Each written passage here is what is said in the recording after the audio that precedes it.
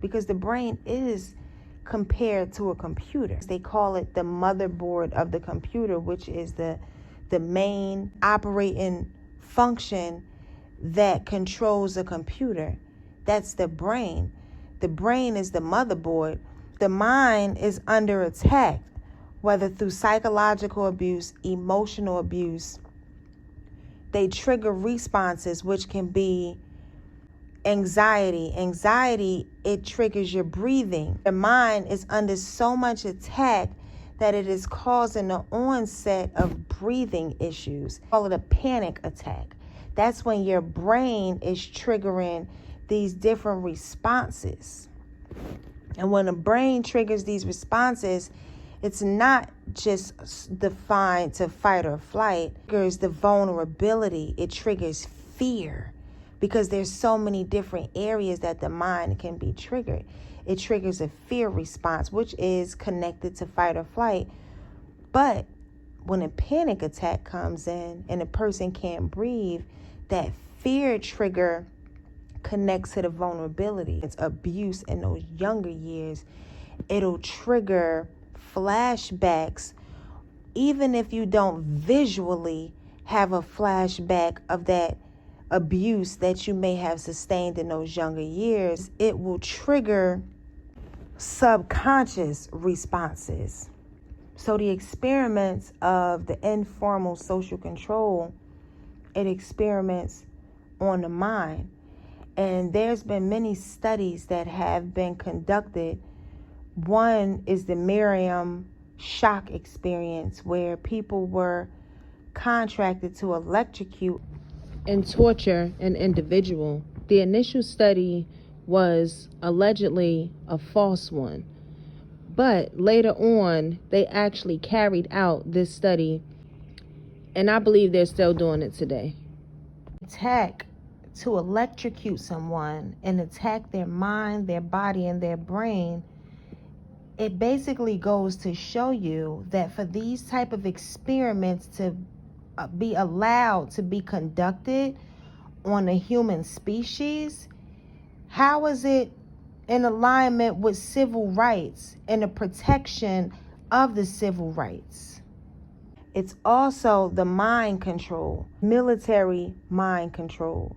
Military is known to utilize repetition in training. It's a form of rewiring the subconscious mind to act on impulse. And I believe that these studies to utilizing repetition, it assists them in combat, because if you're in combat and you're at war, that means that the mind is going to be triggered because the brain is being triggered. You will be on the battlefield where you're not able to access your REM sleep because you're at war. You can fall asleep, and in your sleep is where the enemy will attack you, because your responses, the attacks will happen because you're not in your wake state. In your sleep state, your body, it typically heals. Your body isn't using all its functions. The body is in a relaxed state. To attack someone in their sleep, that means that you would have access to their body. You would have full access to their body and their mind, because the mind is in a dormant state. The informal social control and how it's connected to the mind and the control of it, it puts you back into that abuse factor. It goes back into the many areas of abuse. Certain individuals who become targets for abuse, individuals who become targets for abuse were neglected or abused in their childhood. This information, a lot of times, is public information. You may believe that people don't know, but the human psychology, that's what they do. People talk about people. They deter someone away from seeing the light in someone. If this individual was exposed to that or after exposure to this, their reaction was this. That information is going to be carried out through multiple different communities, through multiple facets of communication, because it's easier to spread rumors, slander, lies, and gossip than it is to say something nice or communicate a deed that someone done to assist someone. They won't speak on that. That's usually something that you have to tell someone.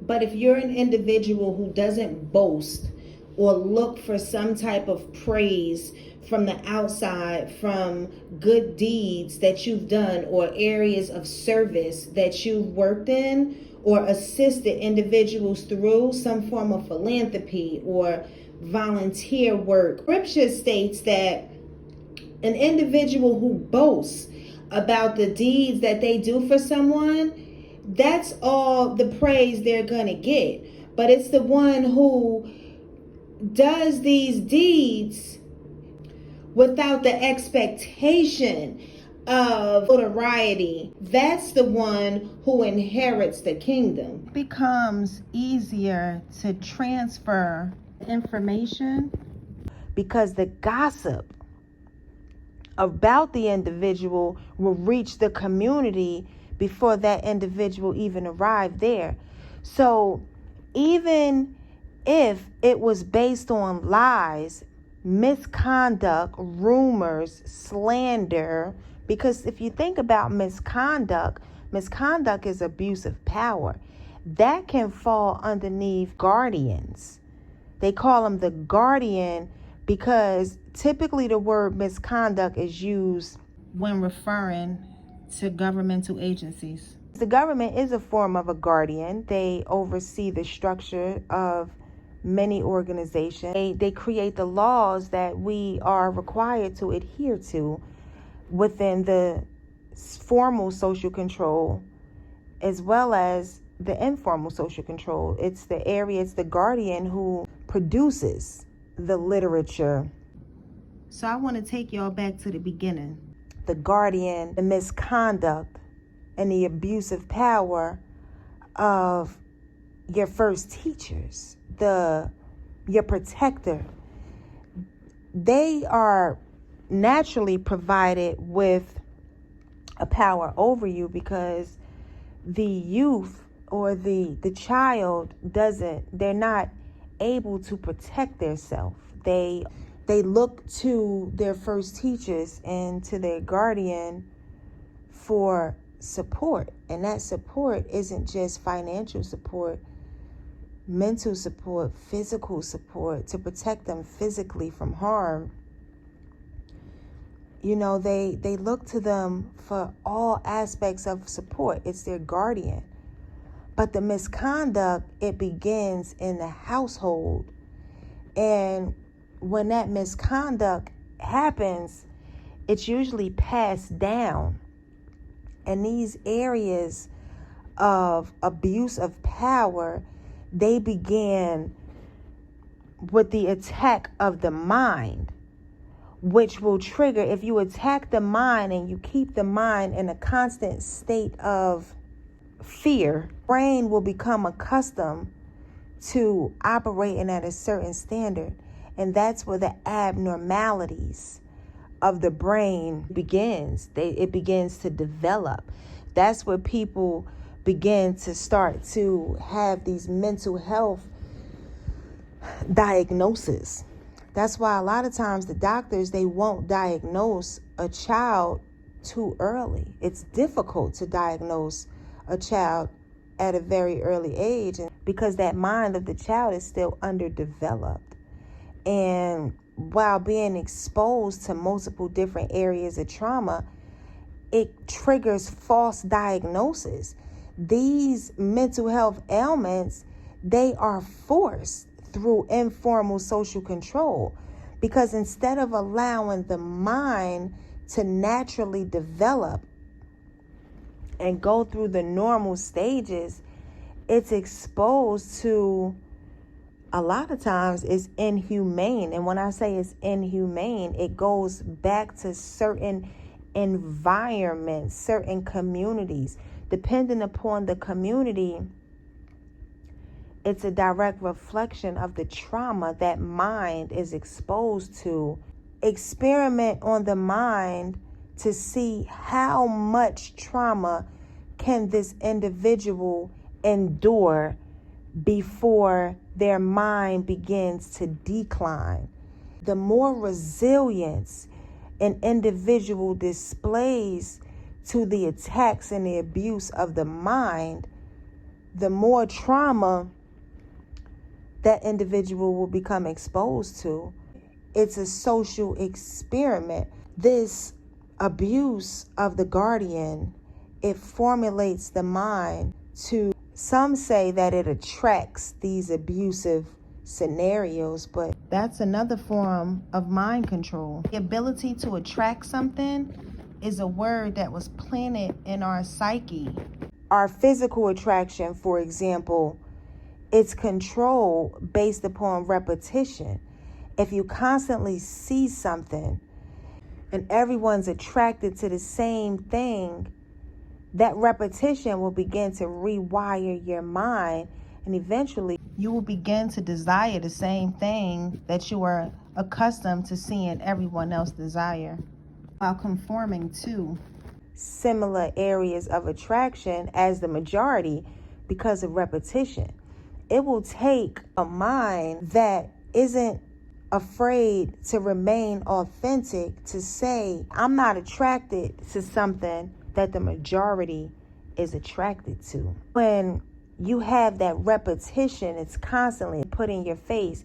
They say that you're attracted, but in all actuality, you are being controlled to be attracted to it. But I'd say it will coin an individual who believe that there's still good even in the individuals who is attacking their mind.